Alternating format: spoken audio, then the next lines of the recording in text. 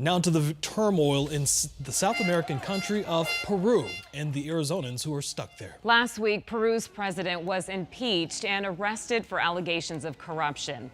His replacement, President Dina Boluarte, is trying to contain widespread protests. She declared a national emergency, putting a halt to most flights.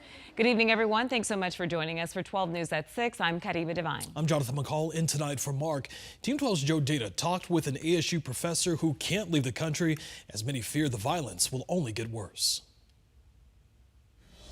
A vacation interrupted. So we just want to get back home before things escalate. ASU math professor Nala Brewer and her niece arrived to Peru last Wednesday, making a stop at the famous Machu Picchu ruins. They were supposed to leave Saturday, but while at the airport, flights stopped. And I started hearing some commotion and some yelling, and I went up to find out what was going on, and then the police in the airport told us we had to get out. Protests, vandalism, and looting erupted across the country.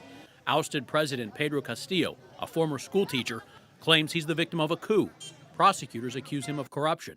With the country in a frenzy, Brewer and her niece are stuck in the tourism hotbed city of Cusco. It feels very unstable, almost like a war zone, but all we've heard is, the commotion you would hear from protests. The government says it shut down the airport because protesters tried crashing its perimeter fence. The national emergency prohibits citizens' right to assemble, but protests continue. The Guardian reports 7 people have died in clashes with police. Brewer says she's able to leave her motel to make grocery runs.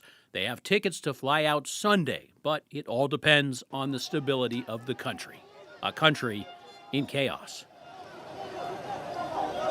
And Nala has made attempts to reach Arizona political leaders for some help. The U.S. Embassy in Peru is advising affected travelers to shelter in place until safe transportation becomes available.